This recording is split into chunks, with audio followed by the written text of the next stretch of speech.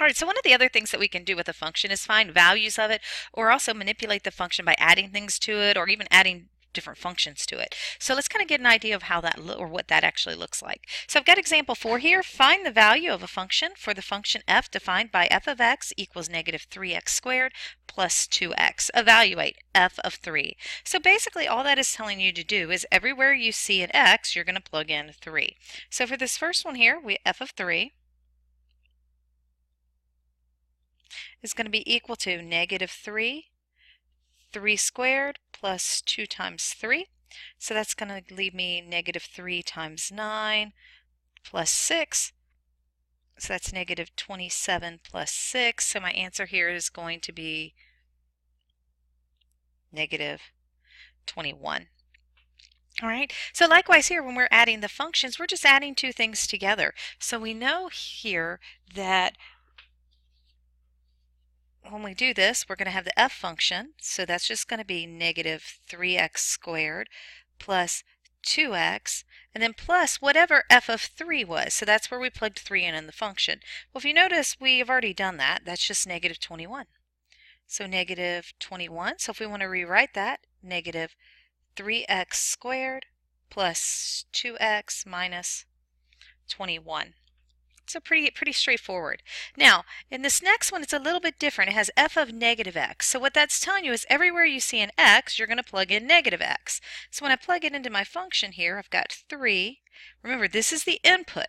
So the input is going to be negative x squared. And if you notice, I always substitute in side of parentheses. I make sure I'm going to get all my signs right, and it's showing what that input is. 2, and I'm going to plug in negative x. So that's going to leave me with negative 3 times x squared minus 2x. So my answer is negative 3x squared minus 2x. All right, so we just have to be very careful. And it's a little different than this one than D. If you notice, the negative in D is on the outside, so we're not actually going to plug that negative in wherever all the x's are. It's going to be multiplied on the outside. So it's kind of like there's a negative 1. So it's kind of like telling you to multiply your equation by negative 1. So we're going to have a negative, and then we'll have our entire function. Negative 3x squared plus 2x. So I just need to distribute that negative. It's going to leave me with 3x squared minus 2x. And then finally, this one we're doing f plus 3. So what we're going to do is everywhere we see an x, we're going to plug in x plus 3. So we're looking at negative 3x plus 3 squared plus 2 times x plus 3. All right, so then we're just going to go ahead and evaluate this. So if you remember, this is going to be our FOIL here, our distribution x plus 3, x plus 3, plus 6x plus 6. So this is going to leave us with negative 3 x squared plus 6x plus 9 plus 6x plus 6. So I'm looking at, move over here, negative 3x squared minus 18x minus 27 plus 6x plus 6. That's going to leave me with negative 3x squared minus 12x minus 21. And so that's going to be our final answer there. So you can see that it's really just a matter of us going and substituting values in. Now we can also do that when we have more than one function. So I'm going to scroll over here to page 80. So if you notice in this case, the difference f minus g is defined by. So what they're asking you to do now is to do an operation with those two functions. So what's going to happen here is we're going to have a f of x, and all we're going to do is subtract from it whatever that g of x is. Then likewise, if the sum, we're just going to go back, f of x plus g of x. So we just add those two functions together. With the product, we're just going to multiply the two functions. So f of x times g of x. And the quotient is literally just division, f of x divided by g of x. Now, in each one of these cases, you can see it's also asking for the domain, because the domain is going to be a little bit different when we actually combine those two functions together. It's not going to be just the domain of one of the functions or the other function. So when we're looking at the domains, what we're looking for is the intersection of the domains from both of those functions. So in other words, what do both of the domains have in common? So the domain of f minus g is just going to be the domain of f, and then whatever it has in common, or the intersection with the domain of g. So whatever those two things have in common. Now, if you're adding them, it's the same exact thing. Domain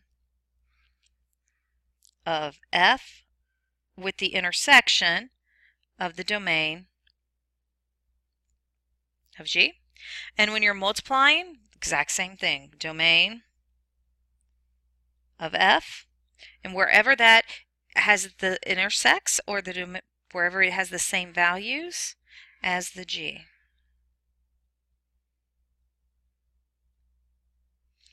The only one that's slightly different is this division one. Why? Well, with the division one, we know we have now a denominator. Therefore, we have to be careful not to let that denominator equal 0. So our domain here is going to be wherever g of x does not equal 0, all right, and wherever the two domains intersect.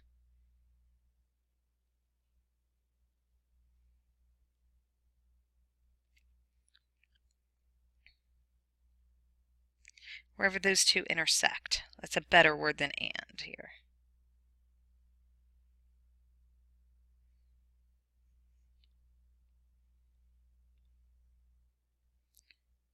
Where they intersect here. All right, so let's kind of look at a couple examples here. So we've got our two functions. F of x is 2x minus 4, and g of x is negative 3x plus 6. So the first question is asking us to add them. So we're going to do exactly that, is add them. So we've got 2x minus 4 plus a negative 3x plus 6. So when I do that, let's see, that's going to give me a negative x plus 2. So now I need my domain and my range for this. So remember, the domain and the range is going to be where the two functions intersect, where their domains intersect. So with their domains intersect, well, what's the domain of the first function? It's just negative infinity to positive infinity. And the domain of the second function is also negative infinity to positive infinity. So what's going to mean is that our domain of our new function, when we combine them together, is going to be exactly the same. Negative infinity to positive infinity. There are going to be no restrictions for us for this particular function when we combine it. All right, so let's move on to the next one. Here again, with this one, we're just going to do the same exact thing. It says for us to subtract them. So we're just going to do f minus g of x. It's just going to be equal to 2x minus 4 minus negative 3x plus 6. If you notice, I do put the parentheses in here because I want to make sure that I do distribute that negative. So I'm looking at 2x minus 4 plus 3x minus 6, because I'm going to distribute that negative throughout the entire set of parentheses. So that's going to give me 5x minus 10. So here again, we need the domain. The domain is going to remain the same. There's not going to be any difference here, negative infinity to positive infinity, because it's just where those two domains intersect, and they have everything in common here. All right, so let's move on to our next one. So now it's asking us to multiply f of x and g of x. So let's do that. Our first equation there was 2x minus 4. We're going to multiply that by our equation, 3x plus 6. So this is just going to be our straight distributive property. So we're looking at negative 6x squared plus 12x plus 12x minus 24. So we're looking at negative 6x squared plus 24x minus 24. So here again, the domain and the range is just where the two functions' domains intersect, which they have everything in common. So we're looking at negative infinity to positive infinity. All right, so now we're moving on to the division. This one's just slightly different because we are being asked to divide. So we're looking at 2x minus 4 over negative 3x plus 6. So on these we should simplify if we can, and we know that we can factor a 2 out of the top. Gives us x minus 2. And on the bottom we know we can factor a negative 3. That gives us x minus 2. Well, remember, the same factors on top and the same factors on bottom, we know that we can actually cross those out, and we know that the answer to this one is simply negative 2/3. Now we do need to, though, watch what our domain is, because our domain is going to change slightly. It is going to contain a restriction this time, because we know that the denominator here cannot equal 0. So what's going to make that denominator equal 0? Well, negative 3x plus 6 equals 0. So negative 3x equals 6. So we know that when x equals negative 2, we know that we end up getting a 0. So we know that on our domain this time when we write it, we know that it's x such that x cannot equal negative 2. Okay? Because that's going to give us a 0 in the denominator, and we know that we actually cannot have that 0 in the denominator. So now what happens if we actually plug some values in? So let's try those. So now we're looking at f of g plus 1. So we can do this a couple different ways. We can actually go ahead and plug it into the equation that we found, or we can plug it into the equations individually and then add them. But I'm going to go ahead. We just found that f plus g of x was equal to negative x plus 2. So all I'm going to do is simply go ahead and plug it in. So negative 1 plus 2, so I get 1. Likewise, I do that on the next function here. So I have f of 1, so we know that f of 1 is equal to, so f of negative f of g, let's try that again. F minus g of 1 is going to be equal to 5 times 1 minus 10. So we're looking at a negative 5. And if I move over to our others, I've got the multiplication and the division one. So I'm just going to actually go ahead and plug that in. And I think you guys can go ahead and do that without me actually working it step by step. So I'm going to pause the video and show you what the answer should be. So you can see the answer, the first one when we multiply them is negative 54, and then the one when we divide them, the answer is negative 2/3.